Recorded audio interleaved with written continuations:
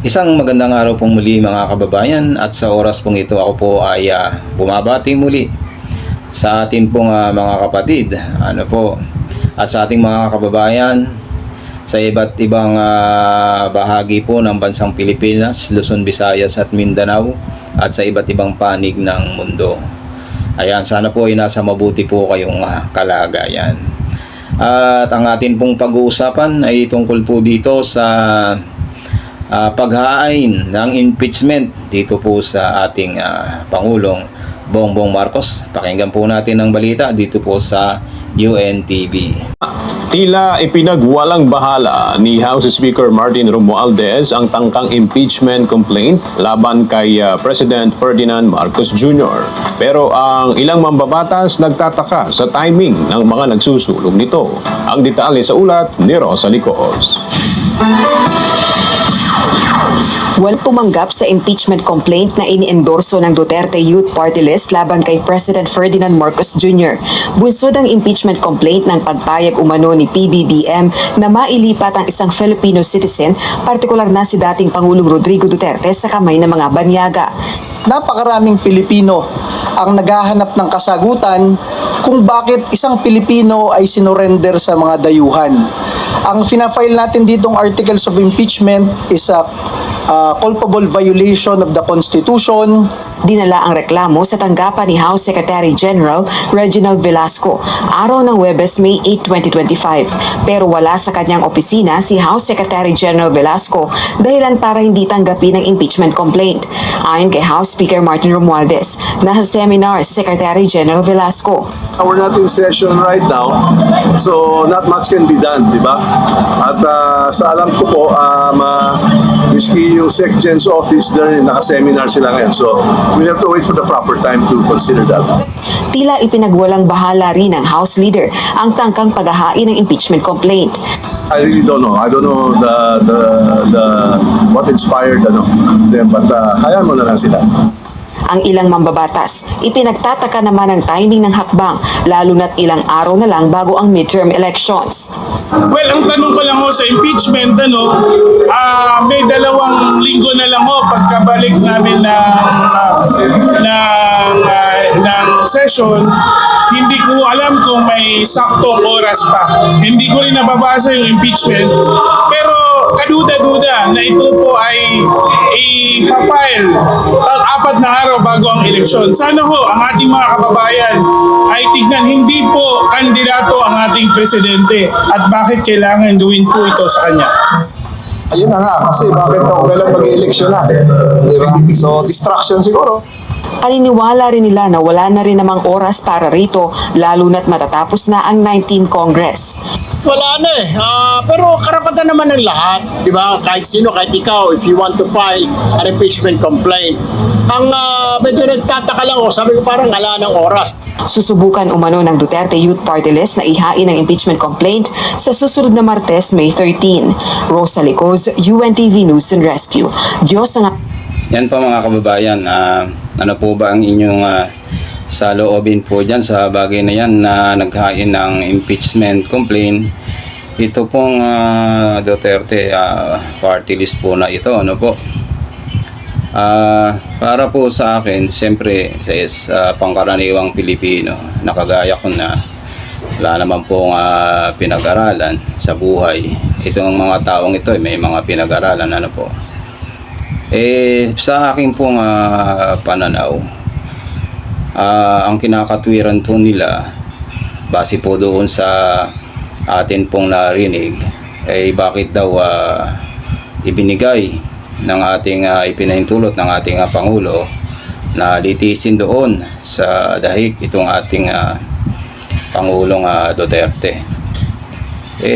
Para sa akin naman po, yun ay katwiran po nila. Pero ang ugat po kasi ng bagay na yan sa akin pong natatandaan ay nung war on drugs, naghain po ng reklamo itong ating mga kababayan dyan po sa ICC.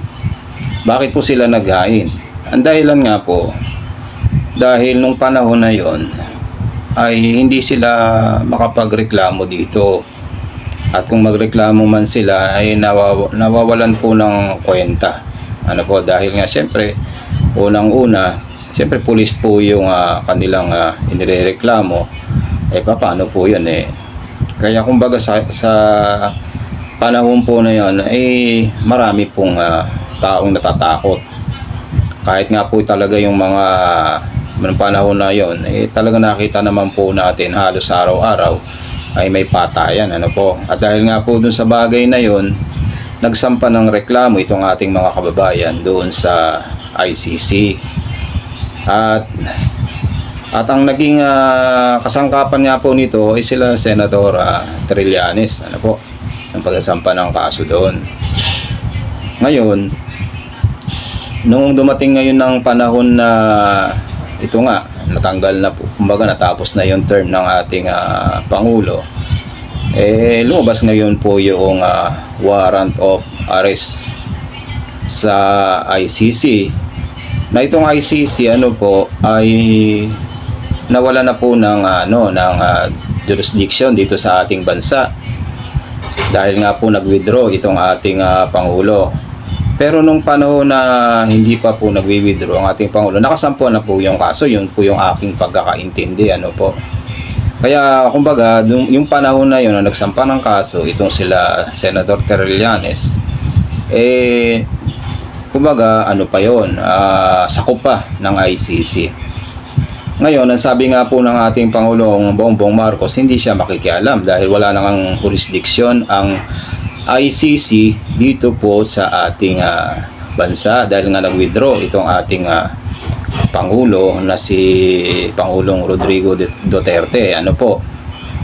Ngayon, noong nag-withdraw na nga po itong ating Pangulong Rodrigo Duterte nang siya mag-withdraw, hindi naman po ibig sabihin na nun, hindi na po pwedeng kasuhan.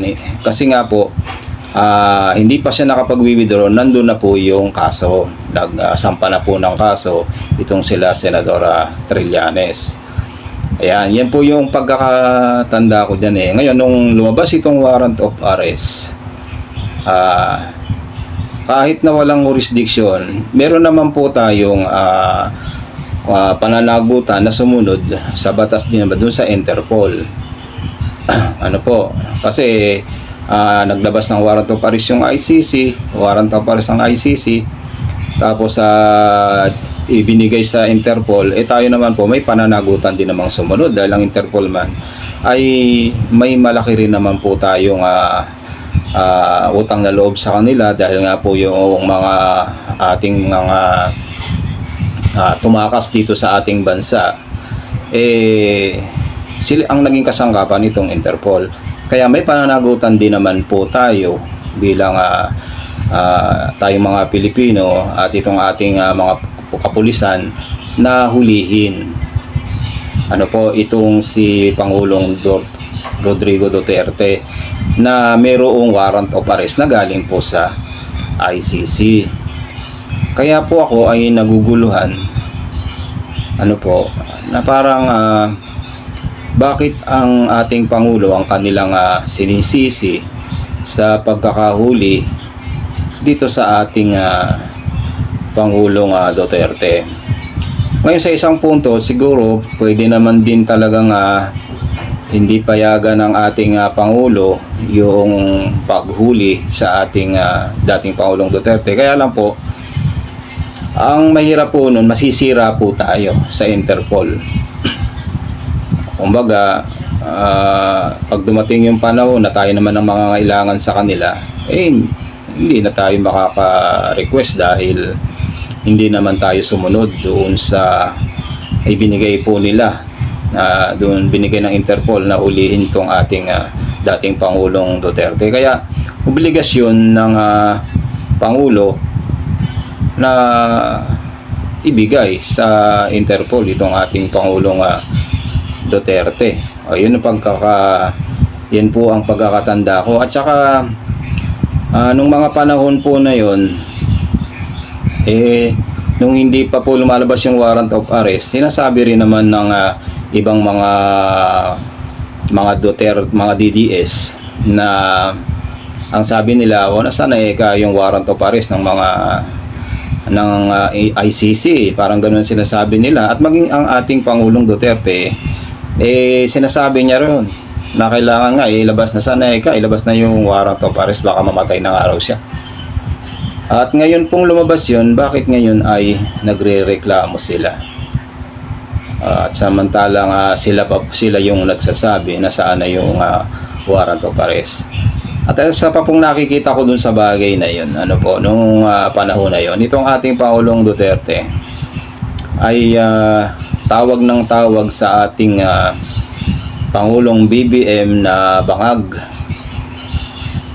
ang ating Pangulong Duterte. Meron tayong Pangulong bangag. Yun ang naririnig po natin sa kanya, At meron naman tayong naririnig sa kanya na hindi daw niya sinasabi yun, na nag-a-addict yung ating Pangulo dahil baka raw siya ipapatayan. Yun yung narinig ko nung mga balita, nung mga nakakaraan, Kaya po magulo sa akin pong nakikita at sa akin pong pananaw dito po sa bagay na akin pong naririnig. Ngayon ito pong isinampang impeachment, sa aking pananaw ito po ay panggugulo lang.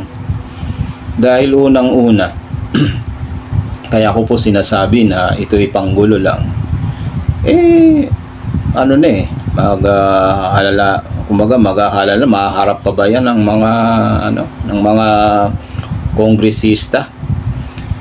Pero kung sakali man na manalo yung mga kaalyado ng ating Pangulong Bongbong Marcos, hindi naman po siguro talagang maisasampa yan, maisampa man, hindi naman papasayan.